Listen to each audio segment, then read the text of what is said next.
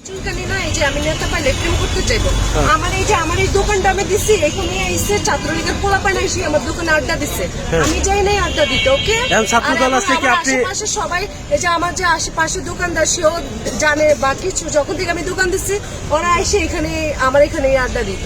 আর সেখানেই হচ্ছে আইসা আমারে পটায় মটায় আমারই প্রপোজ করা, আবার আমারই বাস না পুরো বাসের জারটা দিয়ে দাও। আপনার থেকে কি টাকা পয়সা হাতিয়ে নিছিল নাকি? কিছু টাকা তো খাইছে।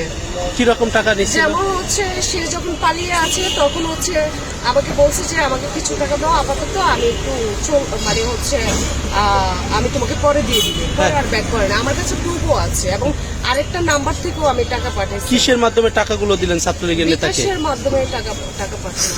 এখন আপনি ছাত্র দলের ছেলে আইসা যদি আপনাকে আবার প্রস্তাব দেয় তাহলে কি আপনি কি হবে? আমি প্রেমের মধ্যে না, আমি দুই প্রেম করে আমার শিক্ষা হয়ে গেছে। কি আপনি কি ধোঁকা খাইলেন নাকি ছাত্রলীগের কাছে? দুজনেই তো ধোকা দিল, আর দুজনেই আমার কাছে আসলো, যেটা সত্য। দুজনেই আমার কাছে আসলো, দুজনে এসে প্রপোজ করলো, দুজনেই ধোকা দিল। তাহলে এখানে দোষটা আমার। দুজনে কি আপনার বিনিময় চাইছিল? বিনিময় চেয়েছে এরকম? বিনিময় কি, তারা হচ্ছে কি তাদের চরিত্রের সমস্যা আছে ভাই। প্রেম ভালোবাসা, সত্যিকারী একটা ভালোবাসা, সেটা আলাদা বিষয়। আর প্রেমের নামে আমার কথা হচ্ছে, তুমি আমাকে চাচ্ছ, আমাকে ইউজ করতে চাচ্ছ, ডিরেক্টলি বলবা। তুমি আমার সাথে ফ্রেন্ডশিপ করতে চাচ্ছ, ডিরেক্টলি বলবা।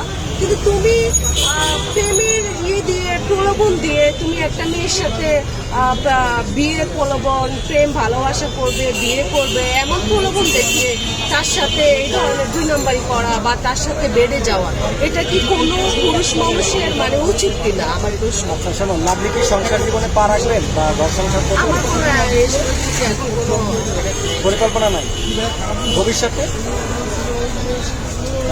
আমার এসবের প্রতি না, মানে মেন্টালি একেবারে ইয়ে হয়ে গেছে, মানে দুইটা ছ্যাঁকা খেয়ে পুরো ব্যাক হয়ে গেছে। লাভলি, আপনাকে যে নোয়াখালী ছেলেটা খুবই আমাকে আসলে লাইভে এসে মেসেজ দিতেছে বা উনি বিয়ে করে আপনাকে নোয়াখালী নিয়ে যেতে